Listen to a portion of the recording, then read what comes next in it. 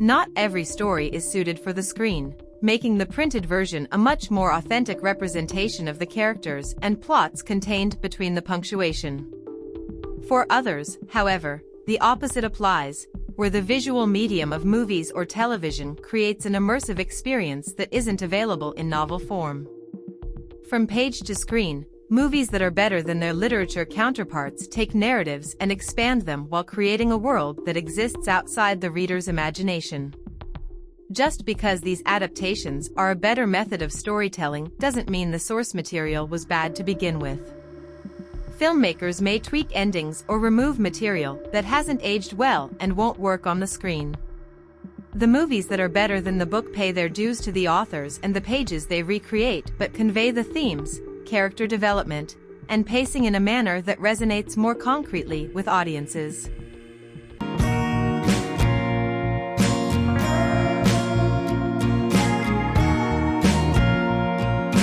Number 10 is Forrest Gump. One of the most defining changes of the page-to-screen translation of the titular Forrest Gump, Tom Hanks, skyrocketed the movie into critical acclaim and landed it as one of the most legendary movies in cinematic history. Forrest Gump is the story of a kind-hearted Alabama man who recounts his life from the 1950s to the 1970s as he experienced some of America's most historic events, always with the hope of reuniting with his childhood best friend and sweetheart.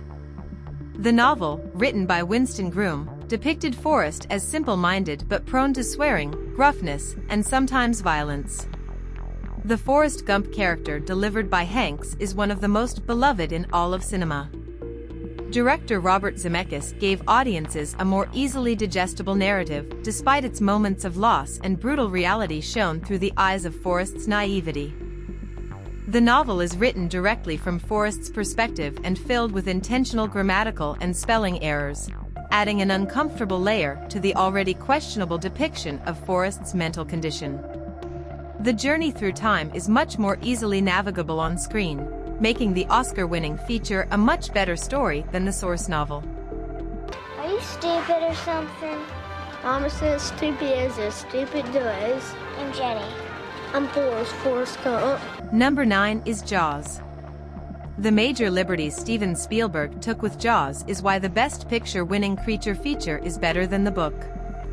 Transporting audiences to the idyllic beaches of Amity Island, where a great white shark has established its new feeding ground, 3 men set out on a charter to kill the beast.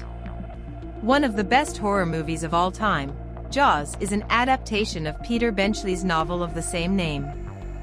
From making the characters more likable to removing offensive elements that would have inhibited the movie's timeless status. Spielberg's cinematic expertise allowed Jaws to succeed better on the screen than it did on the page. The director's refusal to show the shark until at least an hour built up a visual tension that can't exist in the book, with the shark's only presence signaled by that terrifyingly iconic John Williams score.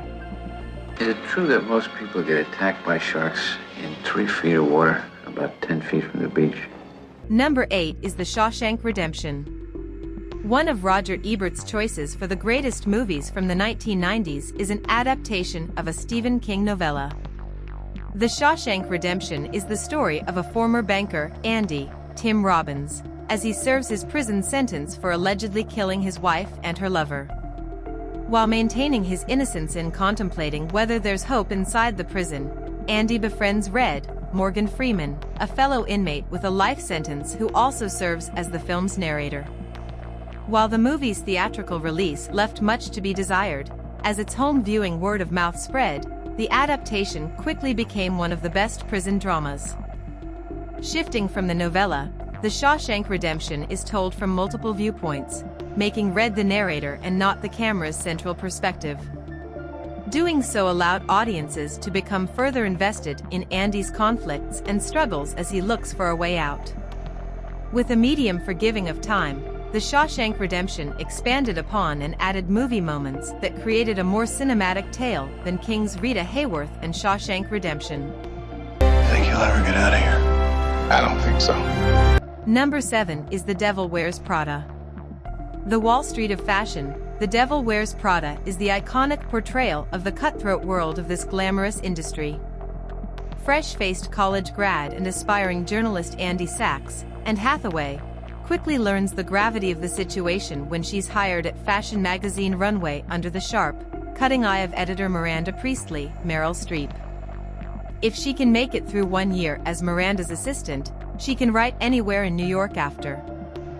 The Oscar-nominated film is better than the source novel by Lauren Weisberger because of the industry the story revolves around. Fashion is a visual medium, and the written descriptions are unable to do justice to the characters and clothing.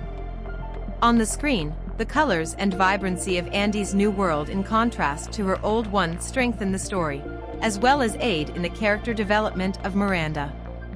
Streep's immaculate performance provided cracks in the character's facade, humanizing Miranda Priestley in a way that the book can't. I have no style or sense of fashion. No. That wasn't a question. Number 6 is Blade Runner.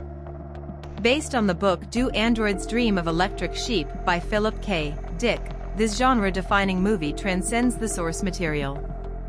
Blade Runner stars Harrison Ford as Rick Deckard, a futuristic police officer tasked with tracking down 4 outlaw replicants who have returned to Earth in search of their creator. The problem is telling who's human and who's machine. Ridley Scott's sci-fi earned 2 Oscar nominations, one for Best Visual Effects, which is, perhaps, the main reason fans prefer the cinematic take over the read. Science fiction is a genre that reads well but looks better on the screen, where the imagination has something concrete to cling to. The visuals also aid in both identifying replicants and making it difficult to distinguish one. Blade Runner outshines Dick's 1968 novel primarily because it leaves the conclusion up for debate. As moviegoers ponder whether Deckard is a replicant or not, it sparks a deeper analysis of the definition of humanity in an artificial intelligence world. I'm Rachel. Deckard. Have you ever retired a human by mistake? All right, folks. Listen up. If you are enjoying the content of this channel, be sure to hit that subscribe button and give the video a good old-fashioned thumbs up. Let's show the creators some love. Number 5 is Harry Potter and the Order of the Phoenix. The worldwide phenomenon of the wizarding world and the boy who lived had a few entries in the series that were better than the book. However, Harry Potter and the Order of the Phoenix might just be the biggest upgrade. The 5th installment sees Harry, Daniel Radcliffe, return to Hogwarts after his graveyard confrontation with Lord Voldemort, Ralph Fiennes. The movie contains some of the best fantasy action in the genre via the duel between Voldemort and Dumbledore, Michael Gambon, and marks David Yates' first turn as a Wizarding World director.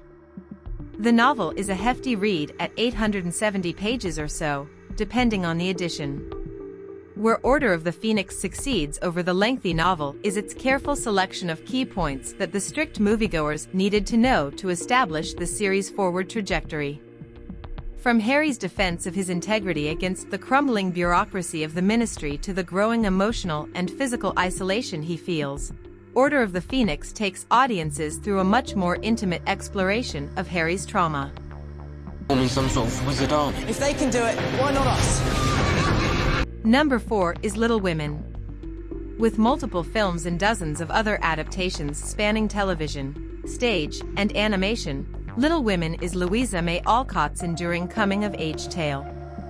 Its most recent feature film starred Saoirse Ronan, Emma Watson, Florence Pugh, and Eliza Scanlon as the March Sisters of 19th-century Massachusetts, each sister discovering trials and tribulations on their way to womanhood. The 6-time Oscar-nominated film from Greta Gerwig is a unique adaptation that surpasses the novel. Gerwig's non-linear take on the classic tale allowed the audiences to connect on a deeper level with each character and how the influence of their youth would impact their adult future. The narrative she presents on screen is thought-provoking to the origins of Alcott's writing, bound by an era where women had yet to vote, and a male editor had the final say on Jo's writing. Little Women of 2019 expertly poses free thinking behind closed doors against societal realities and expectations of women. While remaining faithful to the source material and its constraints, Gerwig presented a modernized version of the story that resonated more deeply with audiences. This is Meg, Amy, Beth, and Joe. Number 3 is The Social Network. While there are differences in the perspective focal points and moments of emphasis, The Social Network is an entertainingly superior retelling of the founding of Facebook compared to its source material, The Accidental Billionaires, by Ben Mesrich. The docudrama stars Jesse Eisenberg as Mark Zuckerberg as he sits in a deposition, the story ping-ponging back and forth between past and present as he, the plaintiffs, and lawyers recount the creation of the social media site Facebook. The Social Network is the best screenplay by wordsmith Aaron Sorkin. His signature quick cadence, paired with David Fincher's direction and the top-tier performances, make it a cinematic masterpiece. While the film takes its noticeable creative liberties from the source novel, which Zuckerberg seemingly refused to participate in, it remains the superior version. The Accidental Billionaires is told primarily from the perspective of those who Zuckerberg allegedly slighted during Facebook's inception and astronomical growth, whereas the film invites a more complex conversation by directly involving Zuckerberg's psyche in the story. When viewers and readers had to choose which version of the story was more captivating and immersing, The Social Network got the like. I need to do something substantial in order to get the attention of the clubs. Why? Because they're exclusive and fun, and they lead to a better life. Number 2 is The Princess Bride. Sharing the same author for the book and screenplay, The Princess Bride is a cult classic that translated seamlessly to the screen, making it better than its original form. The fairy tale begins with a sick boy, Fred Savage, in bed as his grandfather, Peter Falk, reads him a story about a farm boy turned pirate, Cary Elwes, and his true love for a princess, Robin Wright. The beloved fantasy adventure novel was written by William Goldman. Where the movie succeeds over the book is its departure from being overly meta and cutting out a 30-page introduction, utilizing interruptions in the fairy tale to pull back to the boy and the grandfather. The Princess Bride pulls all the best elements from the book and brings the sword fights, castles, battles of wits, and true love out of the page's imagination onto the screen, where the actors are forever synonymous with their roles. Marriage is what brings us together today. Number 1 is Brokeback Mountain. With the movie admired as better, that doesn't mean the original novella wasn't an engrossing read. Brokeback Mountain is the dramatic romance of two Wyoming shepherds who fall in love on the titular mountain and spend the next 20 years hiding the affair as they marry their respective girlfriends. The Oscar-winning movie is based on Annie Proulx's 1997 story of the same name. Ang Lee's feature film expanded upon the groundwork laid by Proulx, developing a more intimate look at Ennis, Heath Ledger, and Jake Gyllenhaal, lives in the conflict that brews before and after their affair begins. The expanded narrative on screen depicts a much more devastating cost of love than what is available within Proulx's pages, garnering a larger emotional investment from moviegoers. Brokeback Mountain, whether on page or screen, is still a heartbreaking story of love and loss, but the latter makes it more poignant and tragic. You know, it could be like this, just like this always. This thing grabs hold of us in the wrong place. And there you have it, 10 movies that are better than books. Which one is your favorite? Did we miss anyone? Let us know in the comments below. Don't forget to like, share, and subscribe for more awesome content from Cinetherapy. Until next time, stay heroic.